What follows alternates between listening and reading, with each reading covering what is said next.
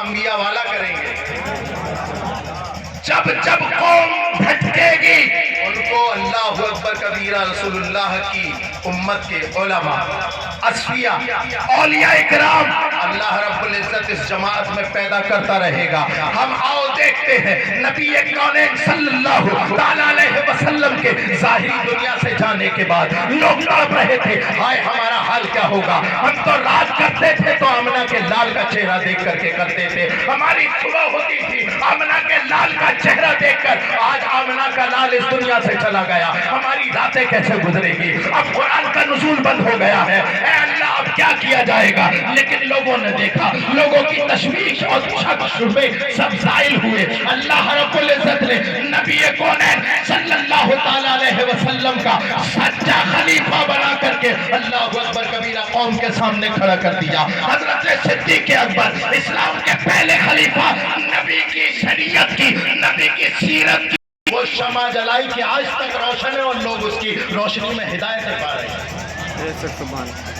اب میں اس موضوع کو لمبا نہیں کروں گا چونکہ 10 منٹ کا ٹائم دیا تھا مجھے، اور بلکہ میں نے لیا تھا. حضرت تو کہہ رہے ہیں کہ آپ کرتے رہے لیکن نماز کا بھی خیال ہے. اب میں بالکل ڈائریکٹ وہیں آتا ہوں جس کے لیے میں یہاں بیٹھا ہوں. لوگوں مہینے گزرے، نبی کونین صلی اللہ تعالیٰ علیہ وسلم کے وصال کے بعد مہینے گزرے، مہینے سالوں میں گزرے.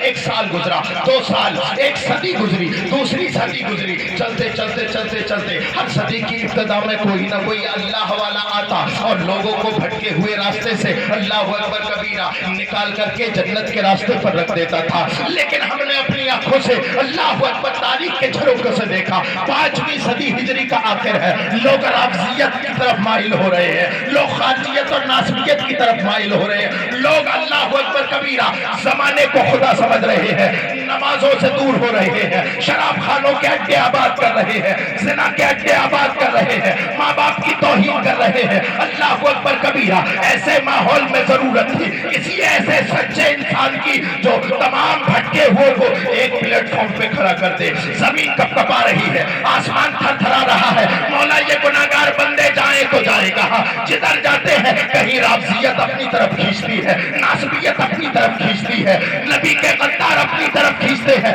اے مولا ان بھٹکے ہوئے کو کوئی انتظام کرو. تو ہم نے دیکھا تاریخ کے جھروسوں سے دیکھا کہ 5ویں صدی کے آخر میں 470 ہجری میں حضرت موسیٰ جنگی دوست کے گھر میں حضرت فاطمہ ام الخیر کی گود میں اللہ نے ولایت کا وہ سورج نمودار کیا کہ جس کی روشنی باندھی گئی.